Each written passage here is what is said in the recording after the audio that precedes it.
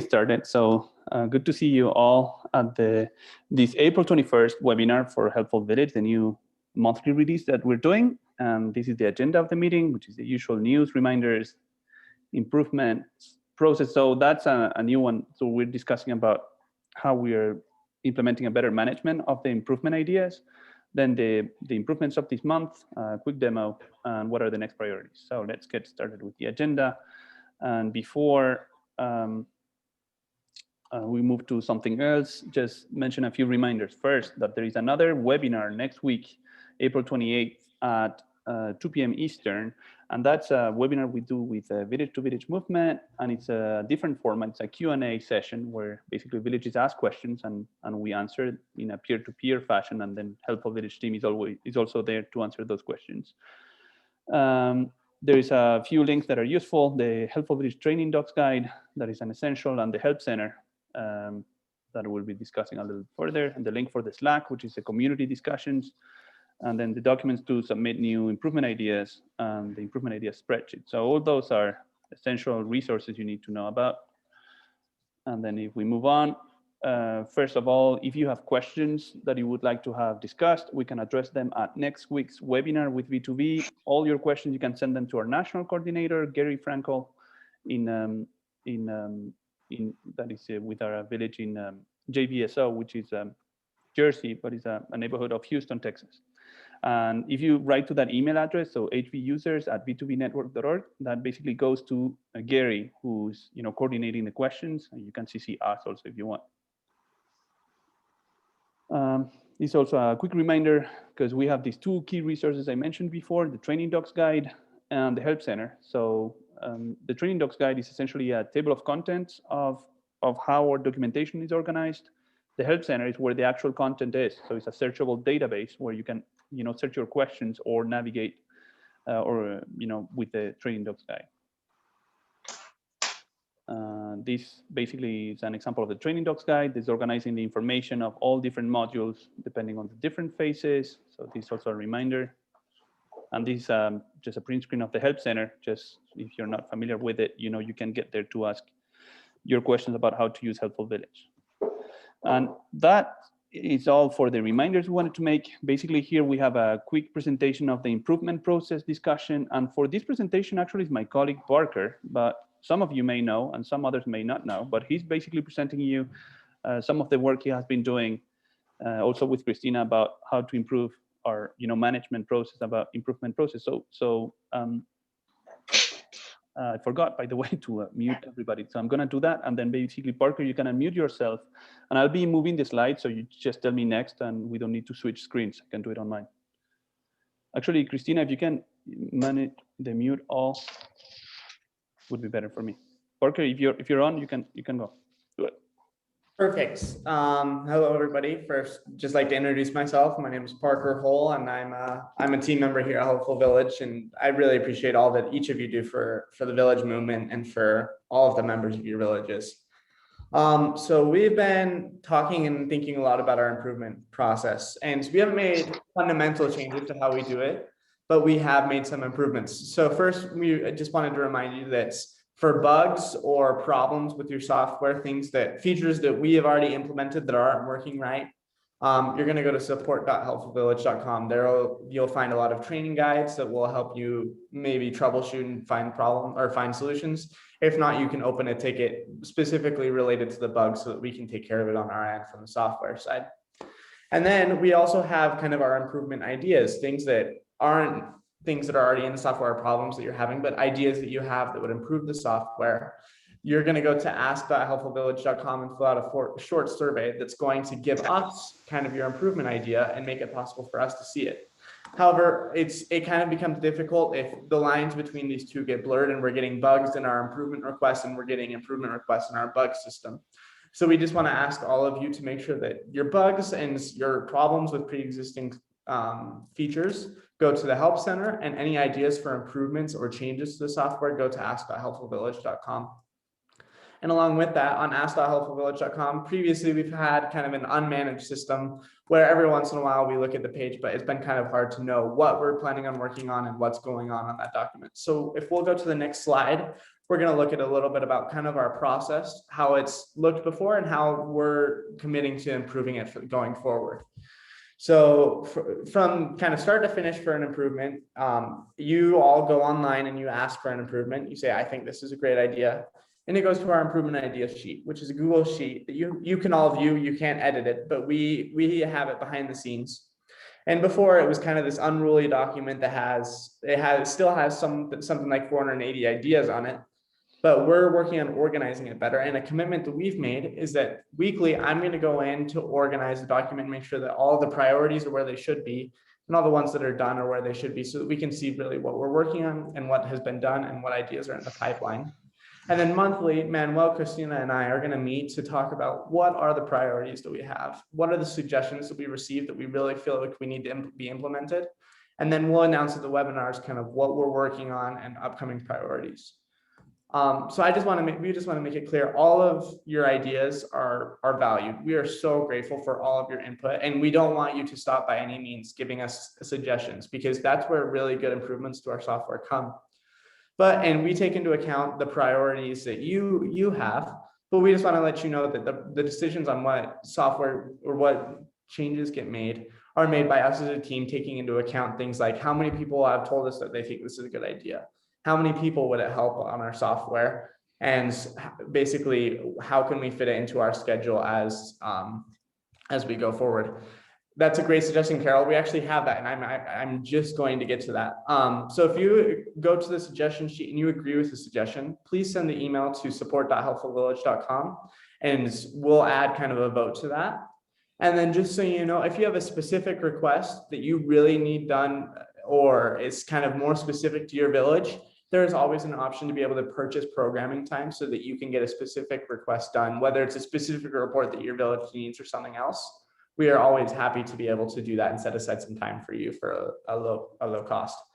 So moving to the next slide, we're just going to see a little bit of kind of the color coding.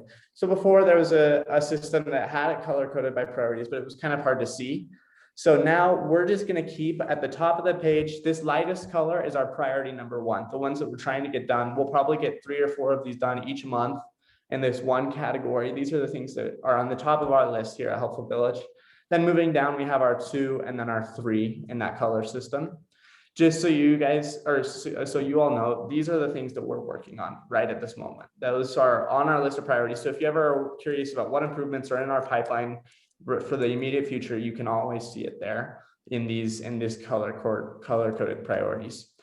And on the next slide, we'll be able to see that also all the sheets are organized by menu lists. So if you're not sure if a request has already been made and you want to go check it out, at the bottom of the Google Sheet, you'll be able to select, I want an improvement request that relates to events, and you can go in and you can see just the requests that have been made that relate to events. So it's a little easier to break it down so that you can absorb the information as you're looking for requests that maybe you want to vote for or you think would be useful.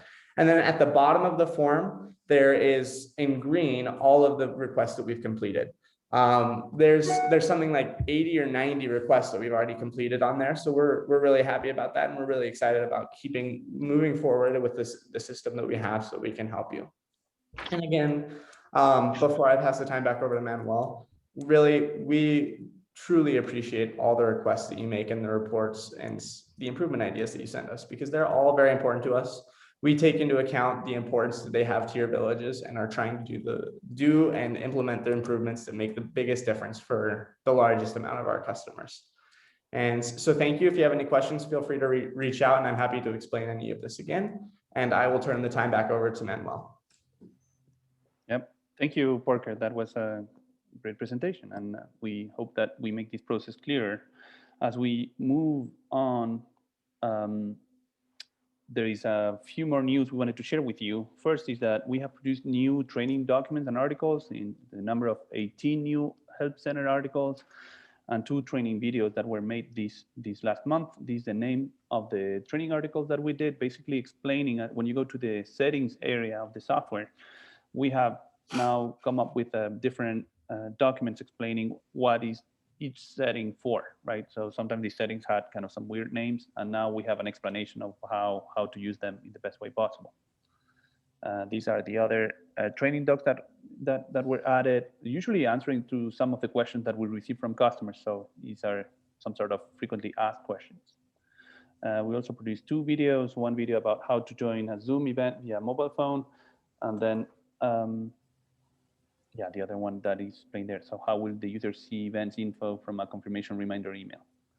So that's for the new documents, and those documents are now present in the training docs article and also in the help center. So you can go to the help center and check out those articles. This is a quick reminder about the national events. It's a great event that we run and that we offer all to villages across the nation, basically where we offer a yoga class on Mondays. If any of the villages is interested in signing up for that, there is no cost for you, no complication. We run basically the whole programming event and class. Just it's your decision to add it to your calendar or not. And then if that helps your members, please let us know and we can add it to your calendar. Okay, that's it. So basically, that's with the reminders. And basically, I wanted to mention 2 things. So now we're going to enter the core of this meeting. And I wanted to say 2 things. First is that we announced that we were doing some improvements to the website editing capabilities. So there is a demo for that basically at the end of this presentation today. And then there is another thing that I wanted to mention, which is basically this reopening phase. So we're all coming out of this 1 year of a pandemic, and now suddenly there is a back to a new normal situation. There is vaccination. I got my 2 shots personally, so that's kind of really exciting. And I know many of other villages are reorganizing operations about, well, how do we get back to the community? How do we start doing in-person communication? How do we recruit new volunteers? So just wanted to let you know that we have heard you basically about, basically this reopening phase where villages are getting more increasingly active. We're thinking about some things about recruiting volunteers, if we can help you with that. But if you have ideas, you can share those with us.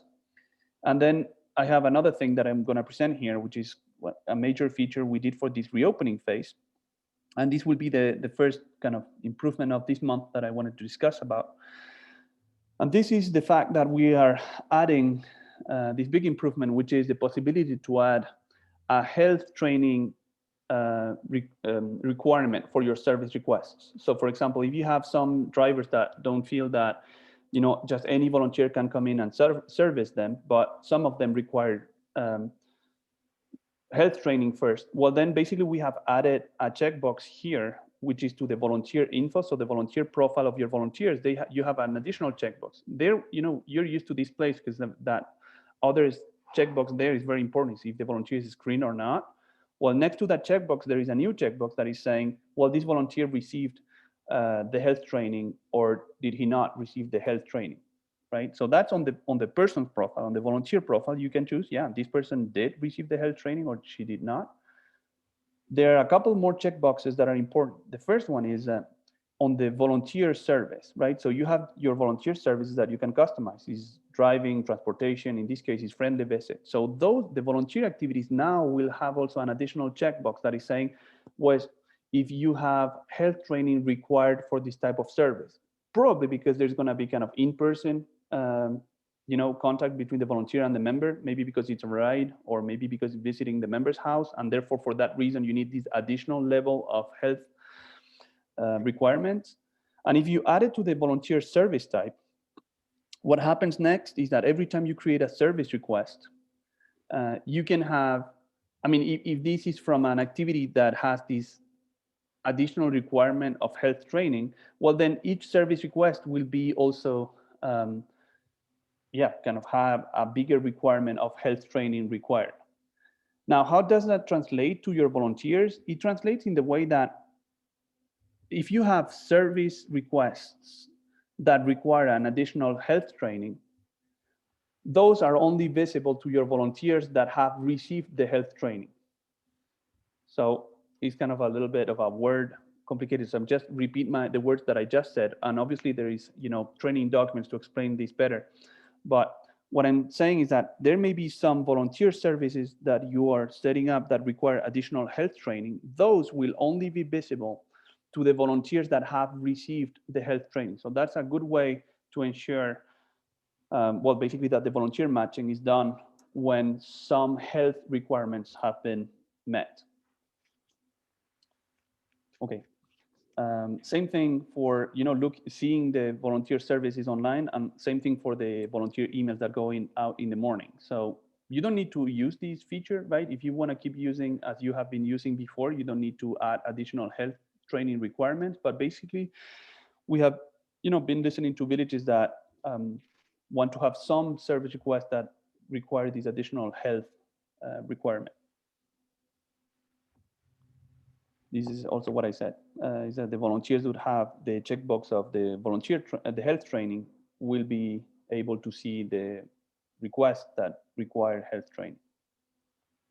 And this is just more standard release notes and improvements of the month. So we're going to go with a long list, and this is going to be a sprint. So I hope you're ready. First thing is easy. So we added some new fields to the volunteer application form. Actually, you will find this field is actually the first reference. For example, when you're recruiting a new volunteer, sometimes you can ask, well, if you can give us a person we can call to see, they can recommend your services and stuff. So there are a few more fields on the volunteer application form, and you will find these fields also on the additional information of the person. So you can store that information. It's kind of very similar to what we had about the emergency contacts, right? Well, now there's additional fields for emergency contacts, and here, which is the first reference in particular when you're recruiting volunteers.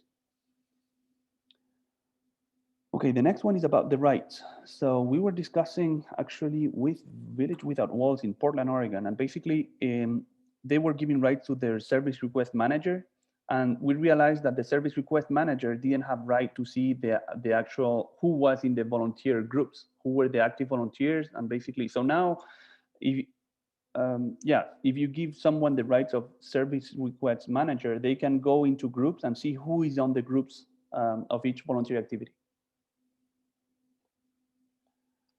Okay, this one is about email addresses, right? When you're creating a user in the database, and sometimes people, when they make a donation or register for an event, sometimes they go in and they type their email address with uppercase, lowercase. Actually, I don't know how many people know about this, but it doesn't change anything. You can write your emails uppercase or lowercase, they always work. But what we're gonna do in the database now is that we're gonna always use the lowercase version. Because the one problem we had is that when we had people registering for events or making a donation, if they were using a different spelling, kind of lowercase, uppercase, the system was not able to identify it was the same person. So it was creating duplicates sometimes.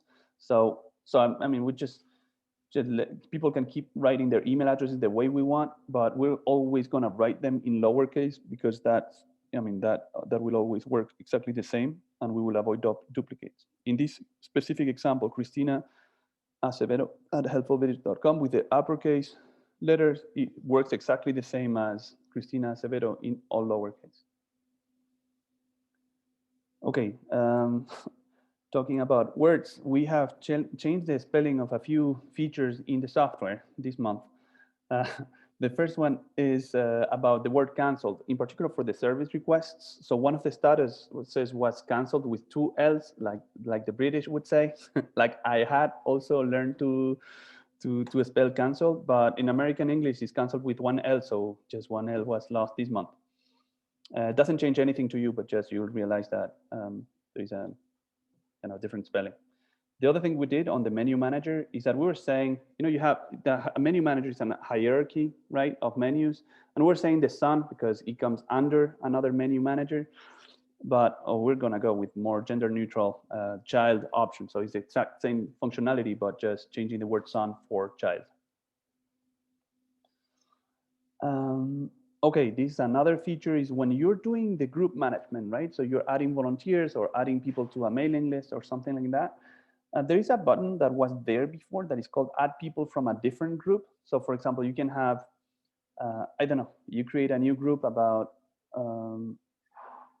volunteers who are drivers. And I mean, you can just, I don't know, but basically import all the people you have in another group already in your database.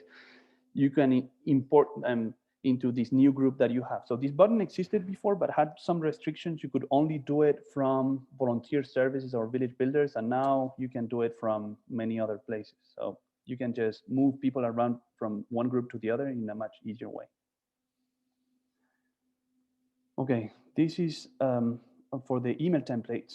So we just added two new merge fields or variables about the last monthly membership payment date and the last monthly membership payment amount. So this is new variables you can use in your email templates and will be replaced with this query in the database. And while we're talking about templates, there is another big improvement that we're adding this month. Sometimes, we did kind of a little fix or a little modification, and these big improvements we are now highlighting. And these Word templates. This is something we've been working with actually Marine Villages and also Sausalito Village. And it's the fact that for some members, right, they will not necessarily receive the email messages out that we sent, that we were replacing these variables that we said about, expiration date, renewal dates, etc. But for some of them, we need to do snail mail and letters, right? So now we have added a new functionality that allows your village to upload a Word template, right, with this exact same variable. So you can add first name, last name, membership expiration date, renewal date, etc., and then produce it from the software and the address, and basically the software will produce will use your Word template and replace the variable from the information in the database, right? So that will make much easier to basically, you receive a donation and then basically print a thank you letter that is already pre-written on a template with the actual values of what happened there.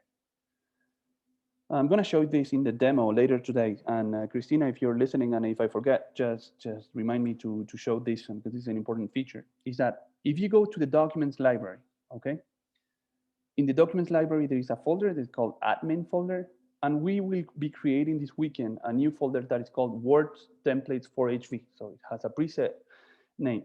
Well, you can go there and you can upload your Word templates that you will be able to use for other things. And when you upload your new template, basically, you see in that example, we uploaded a file that was called Marine Villages Thank You Letter.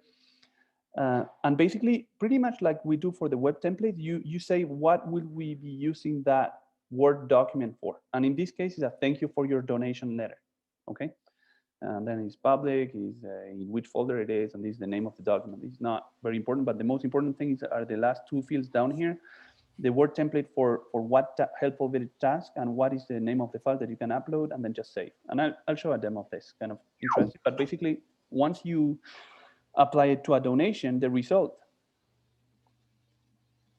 so basically this is a good example. So basically what I'm showing here, but I'll do the live demo later, is basically you can search a donation in the database, in this case, Nicole's donation of $52.15.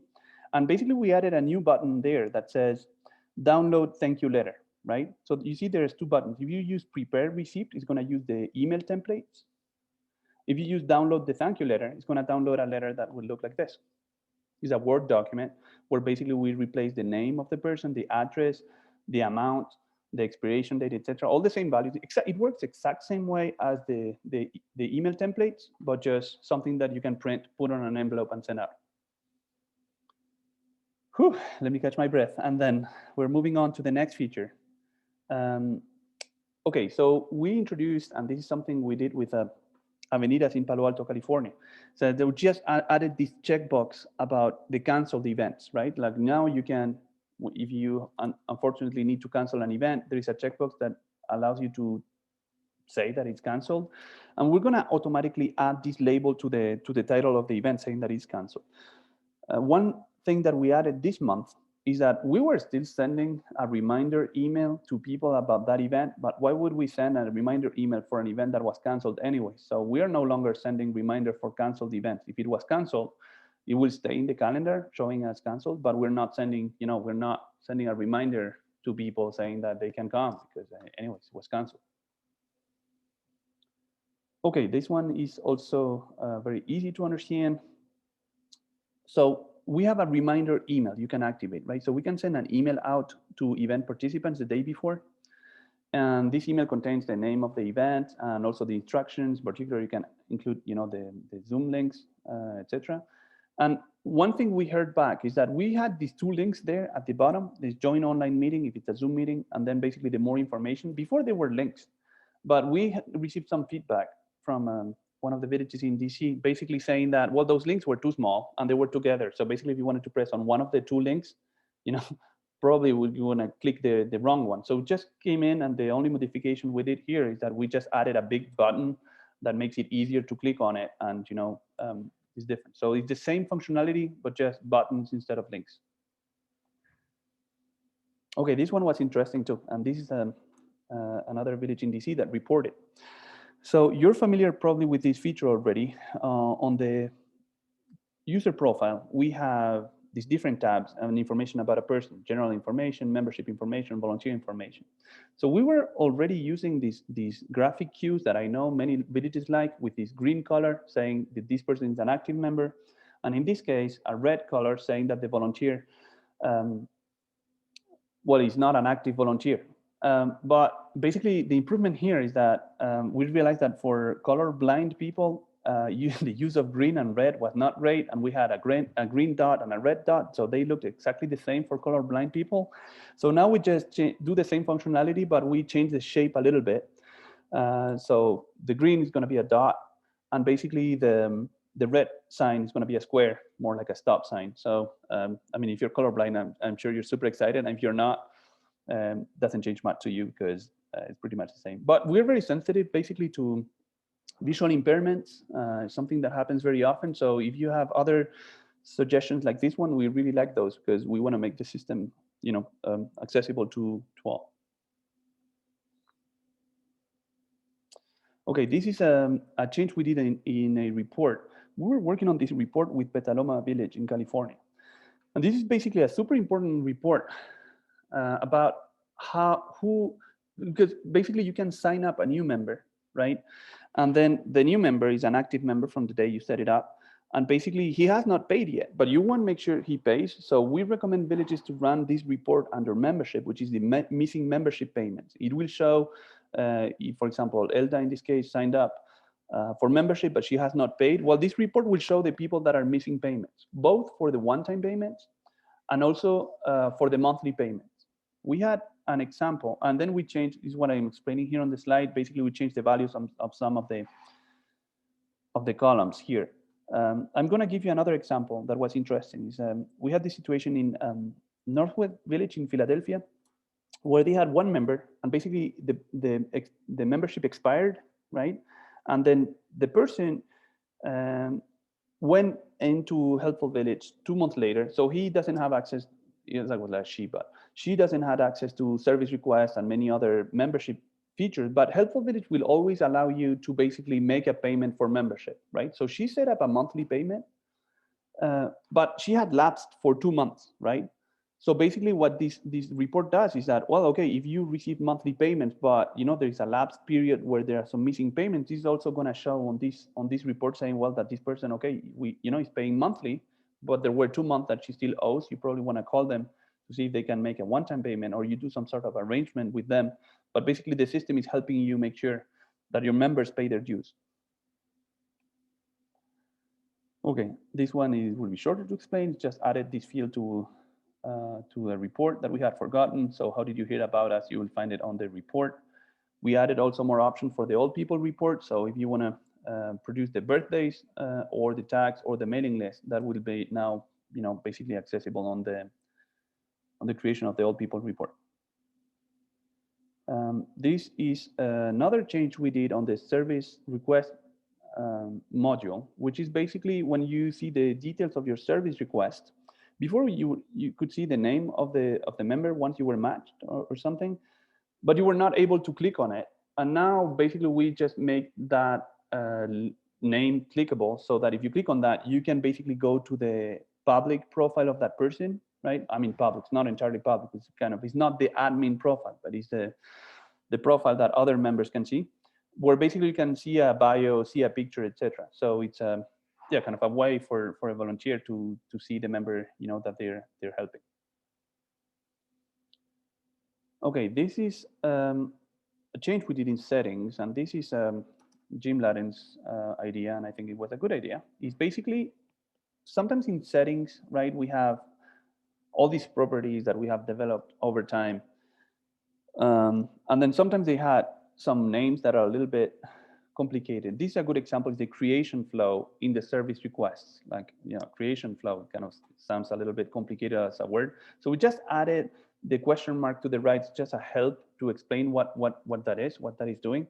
And in this specific case, creation flow is something you can customize for your village, which says that either your member can either your member can open service requests, either the admin can open the service request, which means that the member cannot, or the member requests, which means the member sets the service request as requested, and an admin needs to review it before it becomes open and available to all. So all these things are explained in the training documents, but also we added kind of this little bubble as a reminder of what this setting is for. So if you have other cases where you see kind of, I totally agree with Jim on this one, it's creation flow. It sounds a little bit kind of abstract, so it's good to provide additional explanation. Okay, this is another thing we promised last month, because last month we announced the possibility to delete selected documents, kind of multiple documents from the documents library. And now we added another functionality this month, which is allowing you to not only delete, but also move them to a different folder. By the way, the delete functionality, just realized that for some villages was not working because that we did last month because there was a little detail about the table order of the tags or something. So we fixed that too. So now you can do both things, delete documents from the documents library, and you can also select some documents with those checkboxes there and move them to a different folder. Okay, perfect. So stay with me.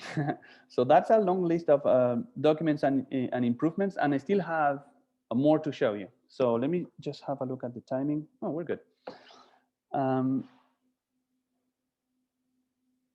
Because I'm gonna go to demo and I can show you any of this. So you can write on the chat if you wanna see some specific demo about something we discussed today, and know there are some things I want to show. And I also want to show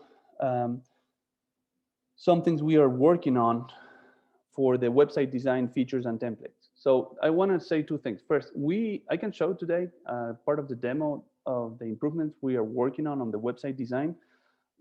I also wanted to let you know that it's going to be the big topic for next month. So I'm going to explain you in which path, in which way we're going, and then next month there will be a lot more of these website designs following this path. But I want to show you what we're working on right now. And then with that, let's go to demo site. I'm going to start with the demo of some of the features we discussed. So I'm logged in here to the demo site. First thing that I'm going to show is that we can go to admin documents library. And then in this documents library, you can find, for example, this impact report. And then you have two things. You can either delete the selected documents, and then if you want to move them, and I want to move them to the folders report, well, then I'm going to do this. Can I select move all selected documents? When you do that, basically it's showing you kind of the folder structure, right? So it is showing me the folders at the top level, because now we're at the documents library level, and if I can choose to go under reports.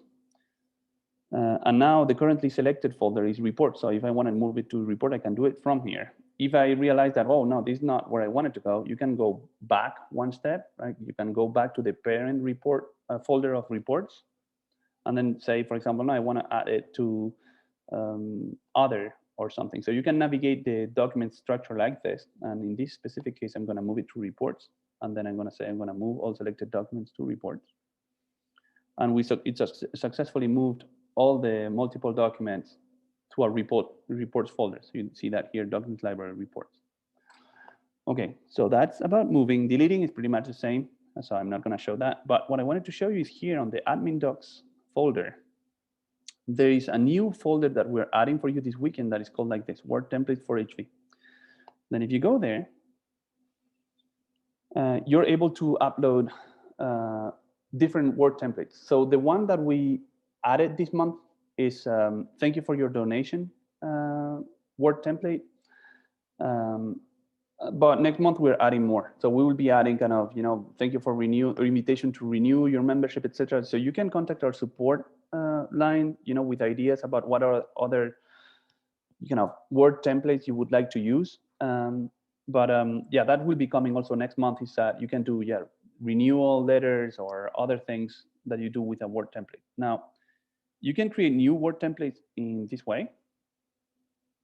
or you can edit the existing template. But if you create a new Word template, you can go here, and this is my thank you for your donation letter. And it's on the current folder, which is the Word template for HV.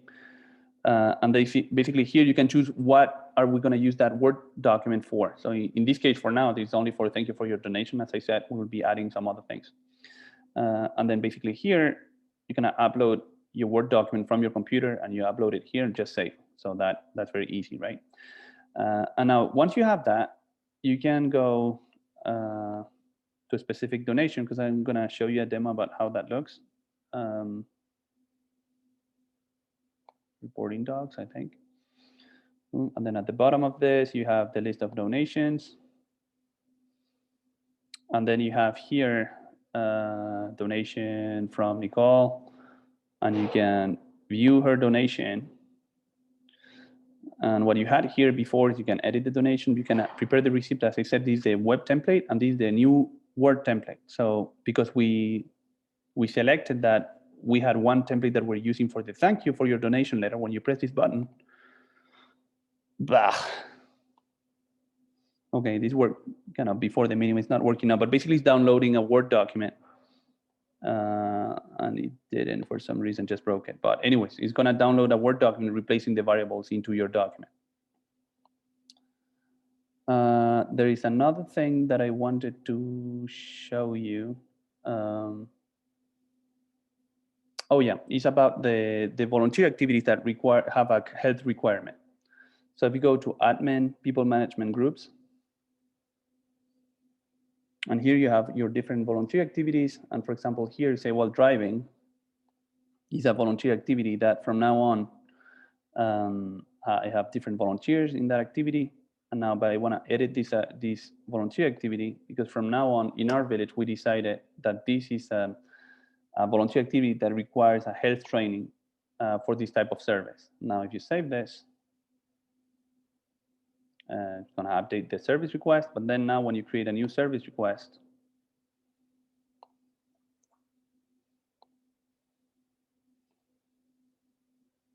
driving,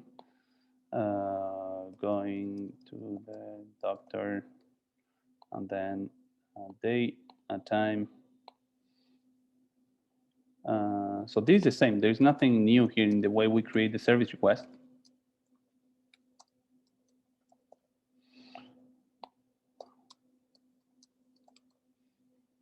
And then this is for an hour.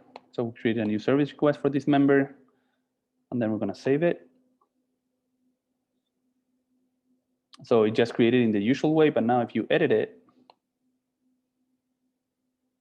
you will see down here, you see the, all the views of this service request, but you can say that there is this check if healthcare training is required, because it's from driving, and we just said that driving activity now requires health training. Now, if we go to a volunteer now, I go here. See the squares and the circles also while we're here. I have my volunteer activities, and then here you have now the possibility to say this person has received the health training or not received the health training. If this person has not seen the health training, even if they have the driving activity, they will not see the volunteer opportunity on their profile.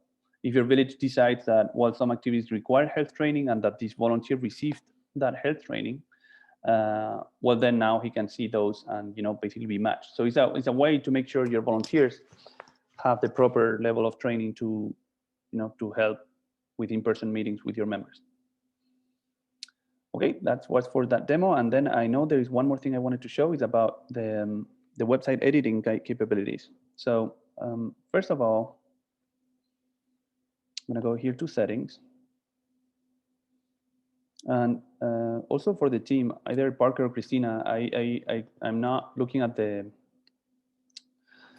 chat. So if there is any questions, and you can interrupt me and know other things. Okay, so I did that maybe too quickly. So I was in admin, settings, and here web templates. So this is a space where you have website, menu manager, editable pages, and these different web templates. So So you press on that button. Basically, that's a space where basically it's kind of a library of reusable web elements that you can use in your pages that you can also use in your email messenger and stuff like that. And basically, this is where we will be working next month much more. It's like one thing we are focusing to help you get better, websites or prettier websites. Kind of, we're building a library of web templates that we make available to you, that we will add to your list of web templates, and then you can choose to use them in your pages or not. So these not basic, these web templates will be kind of, we are working on those. We will make them available, and if you like them, you use them. If you don't like them, you don't. So we have already created some templates here. I'm going to show you a few. First is like one of the templates we created is this. Basically, it's a Facebook feed that you can customize so that it shows the Facebook feed of your village. Another one is the footer, where basically you can define here, name of the village, contact information, etc., that you can later add to all your editable pages. Another thing we're working is here with a kind of these different templates, right? One of the things, like you can say, well, we can have a template with 2 columns and different width, and template of 2 columns with the same width. So if you look at these different templates, they are very simple, but basically, kind of, we provide you with a code to add, kind of a wider column and a shorter column to the right. There is another one where you say, well, actually the style that I prefer is actually 2 columns with the same width. Well, we're going to provide you with the code for that. You can add it to your pages where they have the same width. And then we'll be working over this next month on coming up with more complex kind of web elements. And we're working on this one, which is a web element, but it's also a template. It's 3 columns with pictures. So if you go look at this one, we give you with the code to do something like this, where basically you have 3 columns. On these 3 columns, you can use, to have a picture, and you can then customize here the text and the description, etc. So this is, for example, one example of a web element you could use in your websites if you want to have a description of your board members or something, rather than creating a table or trying to, battle with the style sheets or CSS or stuff like that, or styles, or even with the editor. We want to make the code for you so that you can easily use this code and customize it. And that's what I'm going to show next. So for now, we have a very short library, but we're going to add a lot more graphic elements you can manage. So now the next thing that I'm going to do is that basically, okay, we saw this library, and as I said, next month there will be more elements here. Now, the next thing that I want to show is how to use these elements. So if you go here to settings, editable pages, and then I'm going to create a new editable page, and then I'm going to call it live demo webinar. Oops, 21. Okay, April. Here you can say who can see this editable page for now. So if you want to make it public, or for now it's a page that only the admins can see, and maybe that's a good idea because I'm working on it. You can have a Google description here to what is the page about. But what I wanted to show you here is basically how to use the web templates, the web elements. So you can come here to your page, and basically the first thing is like you would go here into insert, and then actually let me do a space here. If I go here and I go insert, I can go insert a template. And then here I have the choice to find my web elements. And there is copy and include that are 2 different things. I'm going to explain that in a minute, but for now I'm just going to use copy. Okay, so I'm going to copy this web element that we just saw before with the 3 columns with pictures. And if I add it, it looks like this. You have a little preview, and you need to click save so that it finally happens. Okay, so I add it. So now, our page, just we spent 2 seconds and we already have something that looks a little pretty, where you have this picture and stuff. And basically here you can say, you can change all this text.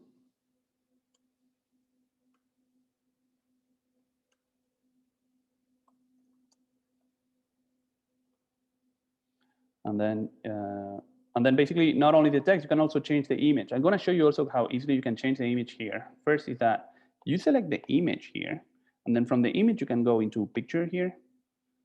And then when you go to picture, you can choose any picture from your computer. So here I'm going to do profile square. I found a picture in my computer. I click open. It's going to upload to the website. I can choose the width here, and this is the right width we want. 250 because this will give you the picture of what you had before. So that's we want to use the same square, and I'm going to save that. So now you see it's kind of the same web template that then you can customize, where basically you can change the images with the images you want. I have another image that I did ahead of time that I'm going to demonstrate you here. And so I'm going to do that again. So basically this is Manuel Acevedo, and then you can obviously change all the description here below.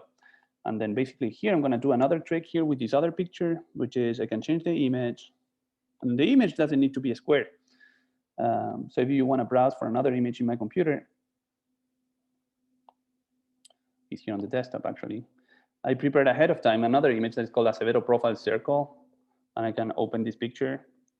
That's also going to be a width of 250 and 250. And then basically we save. So basically it's another kind of design where basically we have, well, and obviously you would not mix the squares with the circle, but just to show you different possibilities you can apply with kind of a simple web element we give you that then you can customize with kind of pictures that are square of any shape and form. Okay, anyways, we're done with these. We add 3 columns, and then we have description of 3 different people here. This is kind of, let's say, is my imaginary twin brother. And then you can customize the description. Okay, we're done with that. Now I want to add another thing here. I'm going to go here into insert this page. And I'm going to insert another template because you can edit multiple templates. If I wanted to add a Facebook feed, I could do that. If I want to include a footer here that looks like this, it's going to add another footer. So kind of just in a few minutes, it's just going to show you an example how, this is how we're working about helping you get prettier websites. Is like give you a library of web elements, and then you can include them to each one of your pages and then customize it so that you have something that looks good. Now, the good thing about this too is another thing, is that I know some of the villages, have developed some skills in terms of using the tables so that it looks good, etc. But the code that we want to write is something that is very good, in particular for mobile versions. So if you want to look at the pages we created on, on a mobile phone, because we write it with in a given way, basically the code that we write adapts to the screen you have. So this is kind of more like on a mobile phone, the 3 columns. There's not enough room to have them, horizontally, so they're going to look the one, on top of the other. So basically, one of the good reasons to use our library of web elements is that they will be mobile friendly. Okay. Sorry, Manuel. Yes, Chris. There's some questions on the chat. Yes. For instance, there are people asking if these templates will also work for the email messenger. Yeah. Yes. Yes. So that's a plain yes answer. Gonna do more edit here. Gonna do another experiment here so I can also, I modified this. Let me see. I'm gonna change this here. I'm gonna change this here. So you can remove the image here. I'm gonna try insert this other template that we have. So we can copy here the Facebook feed, for example. If you do that, now we have this other column that I can save.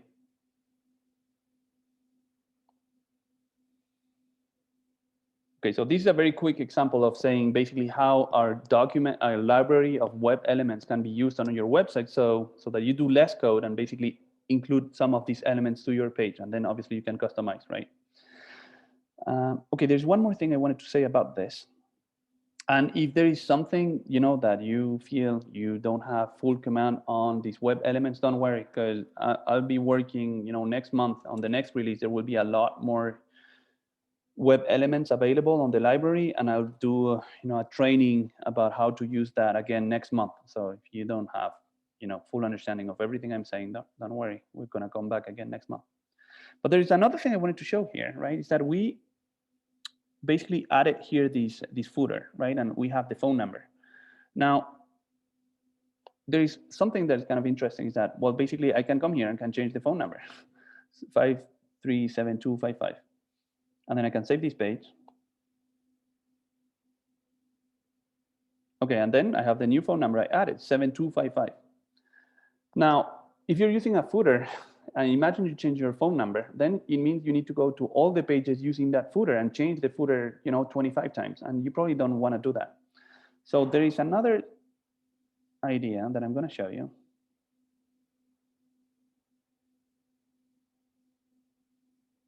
And it's the fact that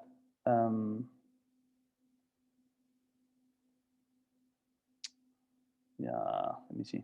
Sorry.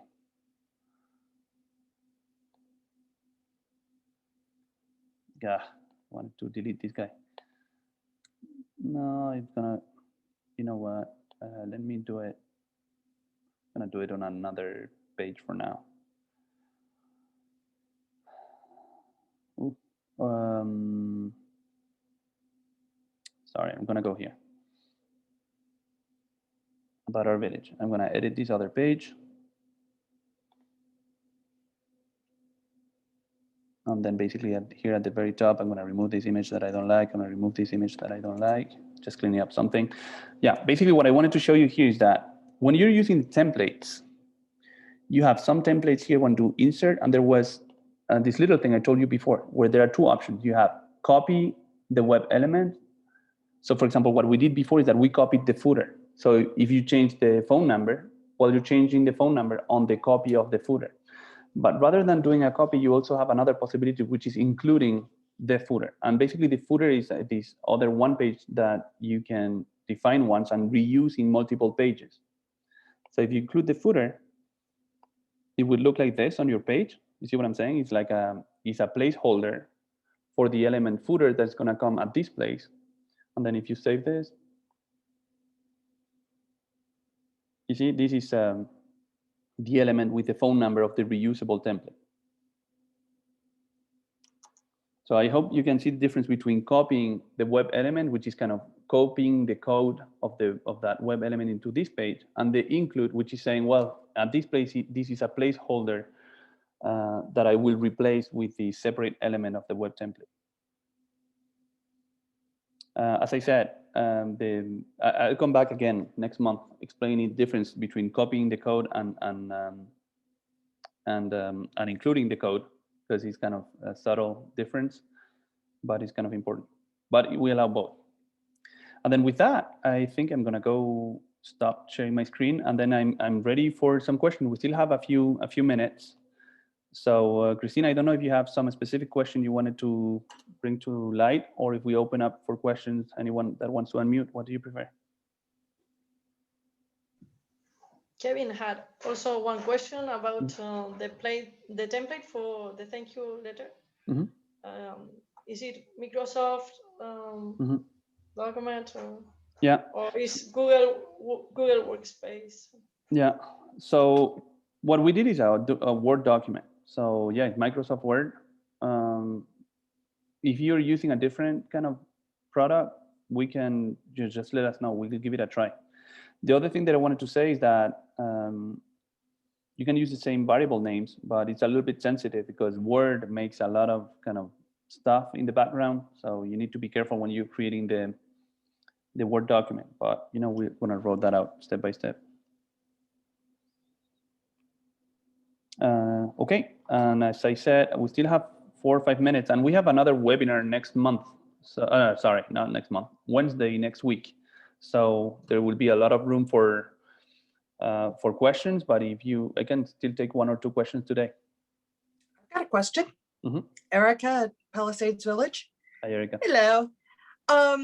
We are struggling with the application form. Yes. For members, yes. As you know. Is there any way that we will be able to have members sign up, become active, and pay for their membership without admin interceding? Perfect. It's a great that you bring that up, Erica, for sure. By the way, I said we didn't mention, but we have some modifications to the application forms this week. Oh, but this is kind of a separate question. So this is not really, a question to Helpful Village, but it's something that will open up for other villages, right? Because it's about how villages work. So I can kind of try to repeat kind of Erica's point. kind of in my own plain words. But basically Please do. saying the way we're operating now, right, is that we have an application form where people can use to say, well, they want to become members. And actually, many times we have discussed with villages that they can even edit the title of that page so that it's a membership inquiry and not an application, because it's kind of, you want people to say, yeah, I'm interested in membership, and we want to make that very easy for them to tell you, and then you follow up the process. What we do now is that, yeah, we collect that membership inquiry, and then the membership, we create a prospect task. So basically the village follows up saying, oh, thank you for contacting us. Yeah, this is how membership works. This is how much it costs, would be happy. And maybe you have a process to validate, basically to run any kind of background checks or anything on your membership. So that from there on is a manual process. Kind of what Helpful Village has not done so far is saying, well, if you have a new person that wants to come in, well, they need to apply for it. There is a review process by the village. The village kind of has some sort of agreement with the person, and then the village says, okay, you're in, you're an active member, and then we invite you to pay. What I understand, Erica, but tell me if I'm wrong, is having an alternative option in which anyone could become a member, submit the application form, and also pay for membership, even without validation of the village, right? We have a lot of supporting members who have done that, and we're seeing a decline in the number that are doing it since we switched website platforms. Yeah, so now, Erica, the reason I'm opening it up to other villages is that for me, right, technically, I don't have any problem, right? It's like, well, we have that information, we have the payment page that we can put there, and if they make a payment, we accept the payment. So it's not a technical problem, but I wanted to open up, before we go into implementation, ask to other villages if they see any kind of problem, or, if we added people that are now suddenly, that pay before there is approval from the village. And I'm not saying that we would do that for all villages. What I'm thinking is that possibly it's kind of some sort of an option. But basically, I wanted to take the opportunity to hear back from other villages. They say, well, we would be okay also with accepting membership applications that they pay even without review. So yeah, at this point, I just wanted to open up the discussion to other villages. If someone see pros and cons, if you think your village would benefit from that too, or that would not be possible in your village, please unmute yourselves, and would love to hear more about it. What about a separate application for, quote, members that don't require fees, or so that you distinguish between the kind of members who would pay without being interviewed? Okay, yeah, thank you, Jim. So I don't think it needs to be connected to the fees, but definitely I can see where if we were to go in that direction, right? And it sounds interesting, is that on the membership type, we would have some sort of a checkbox saying, yeah, we accept instant acceptance of this type of membership for this membership. And if it's for a different membership, kind of, I don't know, for example, one thing I'm thinking, some villages have kind of, I don't know, some VIP memberships or stuff like that. It's like, well, it's not just because you decide to come in that you can come in that way or something. I don't know. So Jim, that's a good point. So yeah, if, I think. I like that option. Yeah, that could be solved with a checkbox in the membership type. Now, yeah, so if someone else wants to jump in, say pros and cons or things that we have not seen, or what do you guys think? This is Carol from Oregon. I'd like to see the option, because we have a membership type that doesn't receive services, that is just a social member. They could join automatically, but our members who receive services, we have to kind of make sure they're appropriate for volunteers to be at their home. Yeah, cool. Okay, that's a good feedback. Thank you, Carol. Anyone else wants to jump in? It's kind of interesting. It's connected to what Parker was explaining before about this improvement process, improvement ideas. Sometimes we receive some of these improvement ideas and we really don't know. It's like, oh yeah, it works well in this case for this village, but what would other people think about it? Is something that we would be doing for only one village, or many villages would be interested. So this is a good example of how the improvement process works. So I don't know if we have someone else. We're gonna probably only have time for one more person, because we reached the end of the time and we're meeting again next week. But if we have one more person that wants to say something about it, I'm interested. someone that would say, no, that's a terrible idea, never do that. Apparently not. So apparently it's not a bad idea, and some people would be interested. So yeah. So I think options are always good. yeah. Well, yeah. I mean. Yeah, and with clarity on what those options are. Yeah. Yeah. Okay.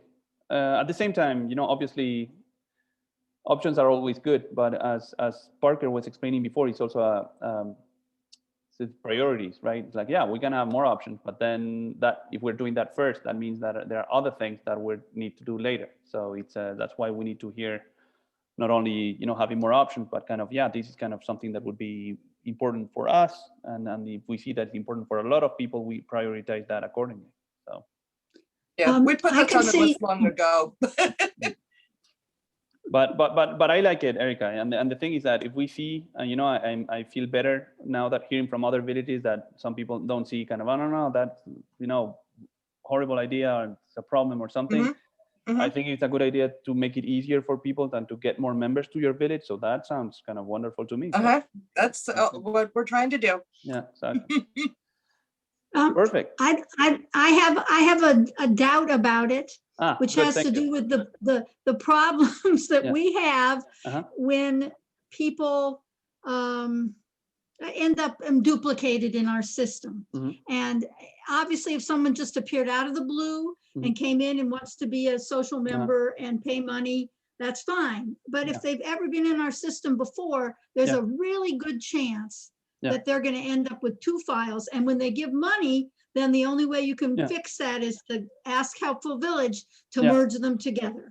So that's one of the reasons to sort of wait until you get money from people. Well, first, I need to say thank you, Susan, because it's not easy to come up, with basically saying a negative when everyone was going for. I agree with you. It could be a problem with duplicates. I also wanted to let you know that we were reviewing priorities with Parker and the team before, and the merge functionality, so that we make it easier for the village basically to see, okay, this is the same person we already had in the database. They just came in with a different email address because it's an homonym, and then basically that you can move the basically the event registration or payment from one to the other. So this merge functionality is something that we have in priority 1 right now, and then basically would solve also this issue for this other case. So I think mostly is a good thing. And then the other thing that I wanted to say is that, where I think Jim's point was good also is that if there are some villages that think it's a bad idea to do that, because it's an option on the membership type, right? Well, then you don't enable that option on the membership type, and you keep working as you have been working before. So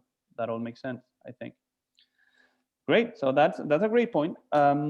It was great receiving this feedback. I don't want to extend the meeting too much because I know that we are all with kind of busy schedules on something, and we reached the end of the hour. But telling you that I'll be happy to meet. If you have any other questions, you can send them to Gary at hvusers@v2vnetwork.org and to our team. And basically, our team will be synchronizing with Gary to collect the questions and answer all your questions Wednesday next week for the V2V webinar. And we will be releasing the new release of the software to the server this weekend as usual. Okay. Perfect. Thank you very much. Thank you. Thank you. Thank you. Bye. Ciao. Bye.